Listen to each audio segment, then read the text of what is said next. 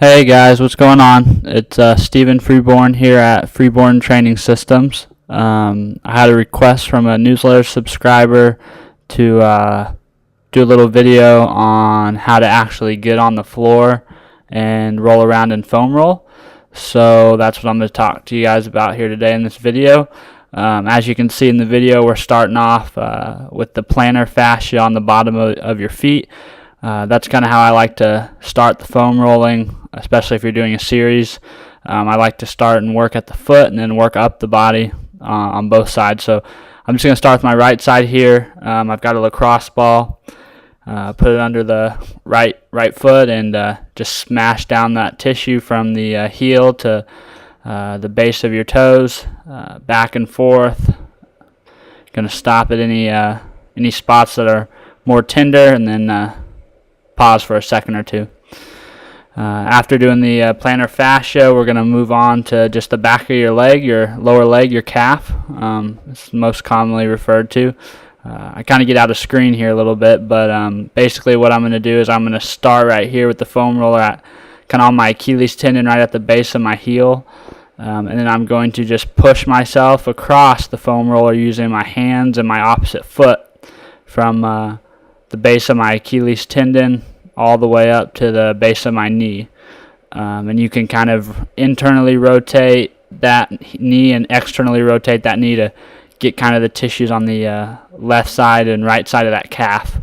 And you're just going to really work on applying as much force as you can into the tissue. And then like we said, any tender spots, you're just going to rest for a couple extra seconds on those tender spots. Next, we're going to work up the leg again to the hamstring. Same deal, starting at the base of the glute, all the way to the base of the knee, back and forth using our other hand and other leg to push us across. Pretty simple. This might be the most difficult just because it takes kind of just the right position to get any kind of pressure against that foam roller. Then after the hamstring, we're going to move on to the IT band, which is for most people the most discomforting place to foam roll. But the IT band runs from the top of your hip all the way down to the base of your knee, outside on the lateral portion outside of your thigh. You're going to just push yourself across it, pull yourself across with your hands and your arms from the base of your knee all the way to the top of your hip. And then just going to push yourself across several times. You can set a timer and go for 1 or 2 minutes. Just back and forth, applying as much pressure as you can handle.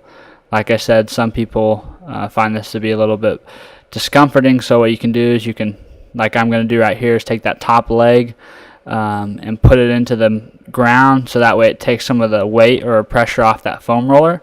And it's also great to have that leg out in front of you to help assist yourself, pushing yourself across and pulling yourself back across that foam roller. Next, we're going to do the quadricep, which is just that big meaty part of your front leg that's usually kind of tight and kind of painful, just like the IT band for most people. But you're just going to put the foam roller straight on it, laying face down, base of your knee, all the way up to the top of the hip on the front part, the anterior part of your leg. And same deal with the IT band. You're going to use your elbows, hands. You can use that opposite leg to push yourself across and then pull yourself back across the other way. There's really not too much of a right way or wrong way to get back and forth across that foam roller. You'll just notice that, though, that I'm not hyperextending my lumbar. I'm not going into end range flexion with my spine. We still don't want to do any kind of bad positions like that, but there's no real rules on how exactly you're supposed to pull yourself across. The biggest thing is just be slow and be deliberate. Focus on areas that are more tender than others. Push yourself across. Good. Just like that. Now we're going to move on to the adductor. And this one tends to be the most awkward, about the one that people have the most trouble with getting in the right position. But basically, you're just going to take that foam roller. You're going to bend your knee to 90 degrees. out to the side of your hip, and then you're going to set that knee right on the foam roller, and you're going to use your other leg and your elbows to push and pull yourself laterally across the foam roller. So you're working on the inside part of your thigh, that kind of groin area or your adductor.